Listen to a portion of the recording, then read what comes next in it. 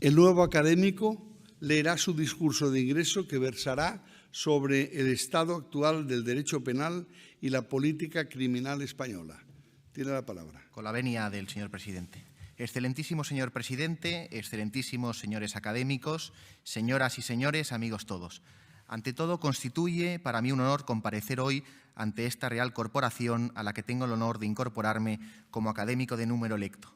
En consecuencia, mi agradecimiento al excelentísimo señor presidente de la Real Academia Europea de Doctores, el doctor Alfredo Rocafort Nicolau, y a todos los excelentísimos señores académicos que la conforman por haberme otorgado el privilegio de formar parte de ella.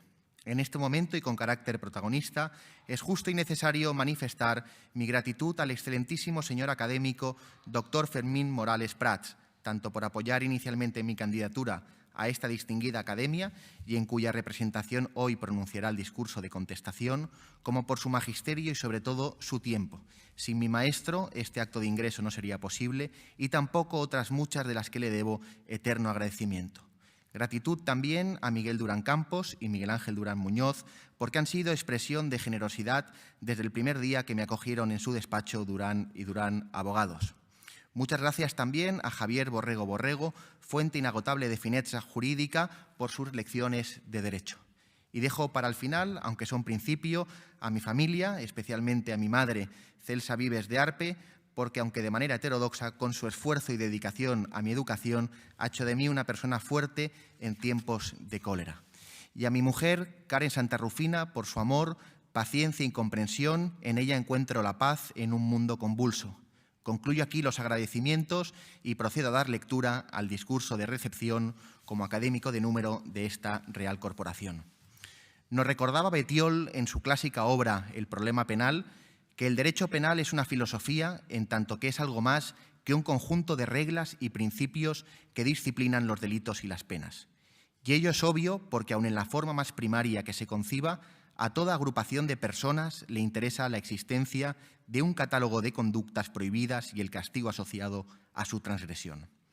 Así, cuando aludimos a la expresión derecho penal, sin perjuicio de prolijos debates en torno a su contenido o evolución, no me parece desacertado afirmar que nos referimos, como dijo von List, al conjunto de reglas jurídicas establecidas por el Estado que asocian al crimen como hecho, la pena como legítima consecuencia.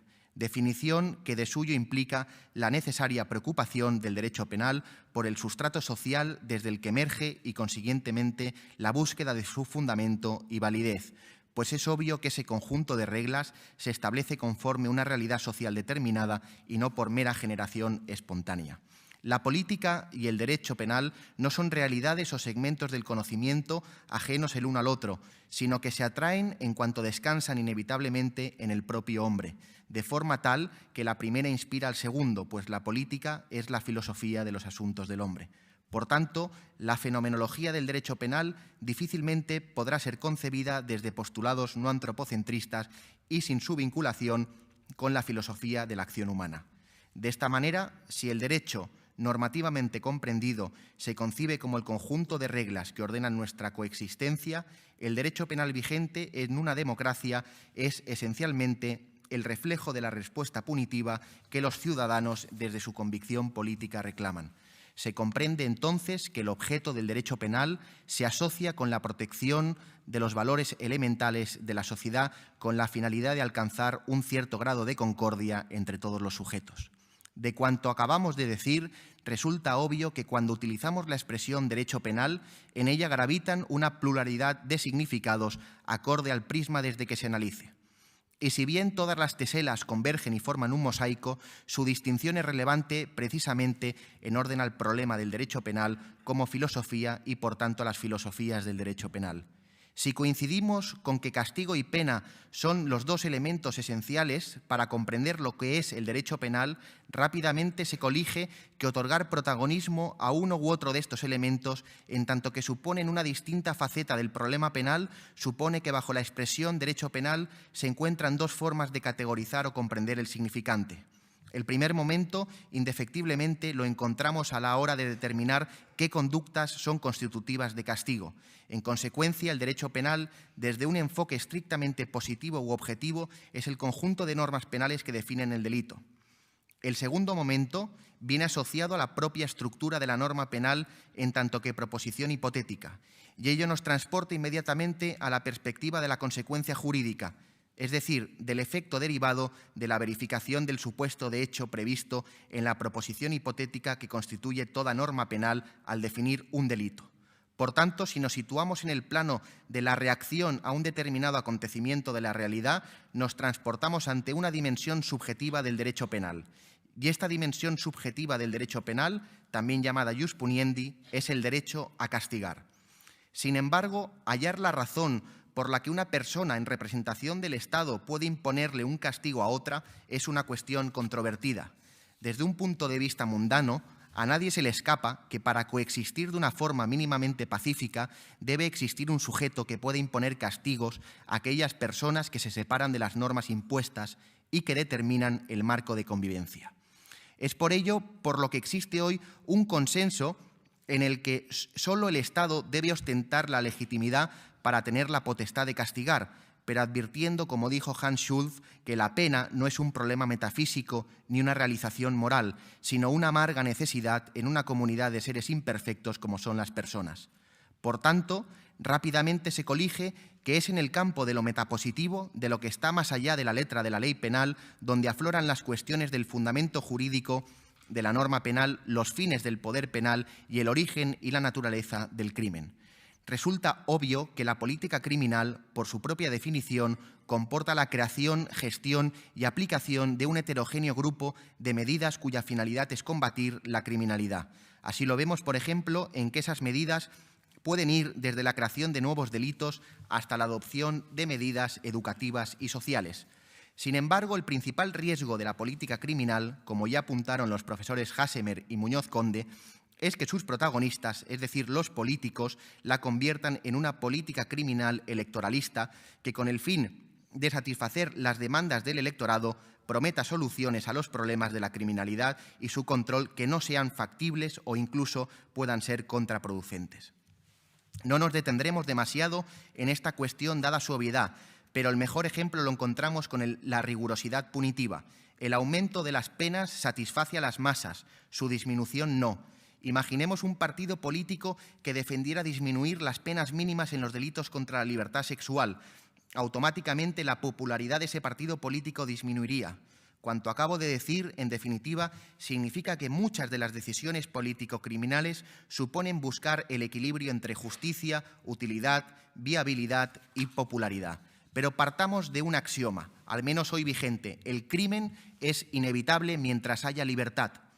Este axioma, no obstante, en modo alguno significa que debamos renunciar a la búsqueda de un escenario en el que el crimen sea lo más escaso posible, pero siempre que libertad y seguridad alcancen una situación de equilibrio, pues tan indeseable es el propio crimen como la ausencia de libertad en pro de la seguridad.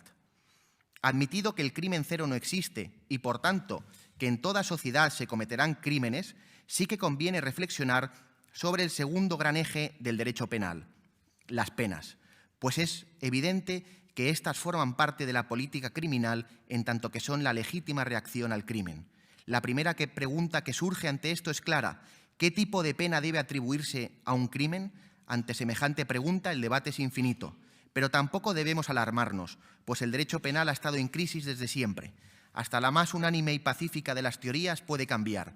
De hecho, y por poner un ejemplo, en la actualidad la pena de prisión nos parece la más común y normal de las penas. Sin embargo, su origen es relativamente reciente, con ocasión de las posturas reformadoras del iluminismo, pues no puede desconocerse que el mantenimiento de los ciudadanos en prisión tiene un importante coste económico, lo que era impensable en épocas anteriores en las que las penas se proyectaban bien hacia unos fines más útiles para el poder, como era el caso de la esclavitud o los trabajos forzados, o bien sencillamente las penas eran la causación de un daño físico inmediato o la muerte del reo. Lo que está meridianamente claro es que el castigo es una necesidad porque, como dijo Garland, el castigo nunca es una reacción ante ciertos delitos, no es solamente eso, y el perjuicio directo que causan, porque además la función inmediata como medio para controlar el crimen también tiene la función de preservar el sistema, función que en términos sociológicos resulta esencial. Sin embargo, el problema es determinar la cantidad óptima de castigo que suponga un equilibrio entre dureza e impunidad. Preguntémonos por qué o para qué castigamos al delincuente. Unos dirán que el castigo es sencillamente una retribución. Tanto daño causas, tanto daño recibes. Otros, que el castigo encontramos en él un poderoso elemento para disuadir la comisión de delitos o que con el castigo evitamos que el delincuente siga delinquiendo. Sea como fuere, lo cierto es que el debate acerca de las penas es un debate sin solución o, si se prefiere, sin consenso, mas ello no significa que no podamos tratar de identificar algunos elementos que nos permitan llegar a una serie de consideraciones de orden práctico en el contexto de nuestra realidad actual. A mi juicio, el principal problema alrededor de la cuestión de los fines de la pena es subjetivo. En este sentido, a la hora de preguntarnos qué fin persigue la pena, debe hacerse desde la perspectiva que el sujeto que la contempla tiene respecto de ella. Por tanto, la cuestión de la pena es prismática. Desde la perspectiva del autor del hecho criminal castigado con una pena, ésta sencillamente presenta la nota de un padecimiento. Así, por ejemplo, no debe interrogarse mucho al afectado por una pena de prisión para advertir que ese padecimiento es tenido como un mal a su crimen. Desde la perspectiva de la víctima que sufre el hecho criminal, la pena, la mayoría de las veces, se fundamenta en la purga del propio dolor. Quizá algunas refinadas teorías abjuren de esto que acabo de decir, pero desde el plano de la realidad, la petición de penas y, sobre todo, su ejecución es un bálsamo que compensa el dolor padecido por el crimen. Y además, desde la perspectiva de las víctimas, la pena también opera como una delegación del sentimiento de venganza y, por tanto, con su delegación al Estado se garantiza la paz social. De hecho, desde la perspectiva del Estado, la pena tiene fundamentalmente la finalidad de lograr la paz social, y esa forma de lograr la paz social es tanto a través de la coacción psicológica de las penas como, una vez cometido el hecho criminal, si es necesario, mediante el destierro temporal del sujeto del entorno social ordinario. Por tanto, no tan relevante es el fundamento de la pena, que es el mantenimiento del equilibrio social a través de una situación de no violencia, sino su finalidad, que, como hemos visto, depende de la perspectiva subjetiva en que sea analizada. Y en este estado de cosas, la pena, además, tiene que estar vinculada a los valores vigentes en cada momento histórico. Por fortuna, hoy el humanismo occidental, inspirado especialmente por la caridad, como valor transversal de nuestra sociedad, limita la cantidad y la forma de adhesión social a determinadas penas que son vistas con rechazo. Sin embargo, como digo, la cuestión de las penas también va mutando. Piénsese, por ejemplo, en el Código Penal de 1995. En aquel momento resultaba inconcebible para la mayoría social la prisión permanente revisable. Sin embargo, transcurridas casi 3 décadas desde entonces, hoy la prisión permanente revisable y su vigencia parece incuestionable. En otro orden de cosas, si atendemos a qué conductas merecen castigo penal, observamos que el derecho penal hoy ha dejado de ser última ratio para alzarse como un poderoso instrumento político y con ello el derecho penal vigente, como he dicho, es mero reflejo de la respuesta punitiva que el ciudadano desde su convicción ideológica reclama. Como decía hace unos instantes, en las democracias occidentales la creación de delitos no descansa en una suerte de alumbración mística o generación espontánea del legislador, sino que su existencia está inexorablemente vinculada a la realidad social. Los delitos surgen porque el legislador, las más de las veces, desea satisfacer una necesidad social de protección de valores. Dicho de otro modo, ante el crecimiento de conductas irrelevantes al derecho penal porque no están prohibidas, pero que envilecen a la sociedad, esta demanda que se incorporen al catálogo penal. Y esto, en realidad, es lógico si se repara que el Código Penal es la expresión de concordia mínima de los ciudadanos sobre las conductas prohibidas. Sin embargo, el riesgo aflora cuando conductas aisladas justifican la creación de nuevos delitos porque el parámetro de la concordia se sustituye por el de la oportunidad y con ella se abre la puerta al populismo punitivo. Y para no excederme en el tiempo, señor presidente, me centraré en 3 ejemplos muy recientes. El primero de ellos, el delito de acoso. Orwell, en su obra Rebelión en la granja, ya nos advertía de la facilidad con la que las normas pueden ser manipuladas. En la citada obra de Orwell, veíamos cómo la norma original que decía «ningún animal matará a otro» llegaría a decir, para justificar así las acciones del cerdo Napoleón, que ningún animal matará a otro sin ningún motivo, o de afirmar inicialmente que todos los animales son iguales a concluir que todos los animales son iguales, pero algunos son más iguales que otros. La política legislativa de la granja de Orwell era obvia: pequeñísimas adiciones o supresiones de la letra de la ley para reconfigurarla a beneficio de quien ostenta el poder. También lo dijo el filólogo alemán Klemperer en su obra La lengua del Tercer Reich en 1947. Las palabras son como el arsénico. En pequeñas dosis parecen no producir efecto, pero pequeñas dosis constantemente reiteradas tienen un efecto letal. Y un ejemplo evidente de cuanto estoy diciendo lo observamos precisamente en el delito de acoso del artículo 172 ter del Código Penal. Si originariamente decía la norma y de este modo altere gravemente el desarrollo de la vida cotidiana, ahora dirá y de esta forma altere el normal desarrollo de su vida cotidiana. Es obvio que el adverbio gravemente en la letra de la ley era un problema.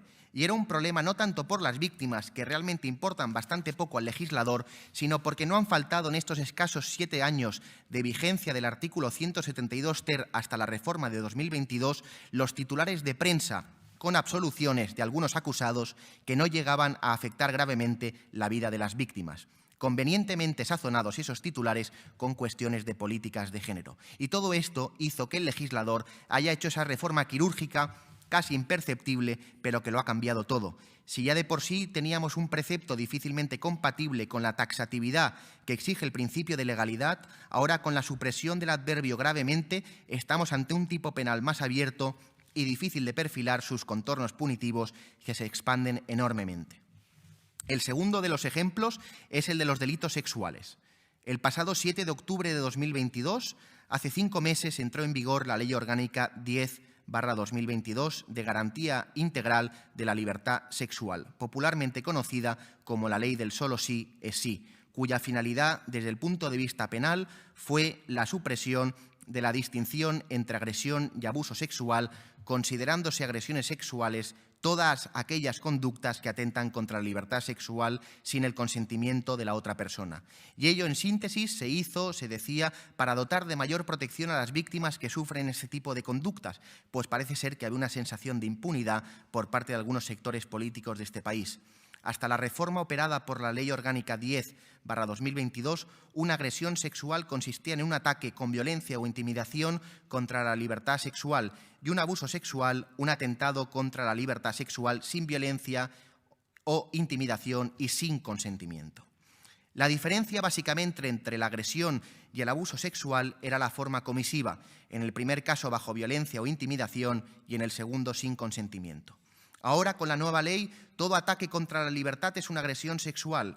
Esto, en definitiva, ha supuesto desnaturalizar el propio concepto de violencia e intimidación, ya que a nadie escapa que no tiene nada que ver, desde el estricto punto de vista de la comisión del ataque contra la libertad sexual, la intimidación provocada, por ejemplo, por la exhibición de una navaja, que atacar la libertad sexual de la víctima cuando ésta está inconsciente por ejemplo, el consumo de alcohol o drogas. Indudablemente, ambas conductas son muy graves, pero no idénticas desde el punto de vista del desvalor de la conducta, pues en una el autor ejerce violencia o intimidación sobre la víctima y en la otra no hay esa violencia o esa intimidación.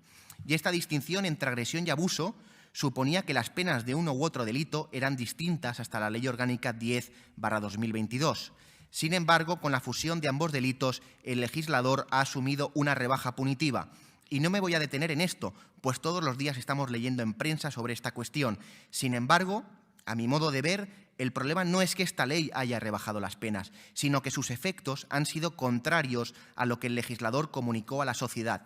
De hecho, ha sido tan lamentable el espectáculo ocurrido sobre este asunto que la Comisión Permanente del Consejo General del Poder Judicial tuvo que aprobar el 16 de noviembre de 2022 un comunicado dirigido al conjunto de los españoles informándoles que las resoluciones judiciales conocidas en los últimos días y dictadas como consecuencia de la entrada en vigor de la Ley Orgánica 10/2022 de 6 de septiembre de Garantía Integral de la Libertad Sexual resultan, por tanto, de la aplicación estricta de estos preceptos por parte de los miembros del Poder Judicial, sometidos únicamente al imperio de la ley, tal y como dispone el artículo 117.1 de la Constitución española.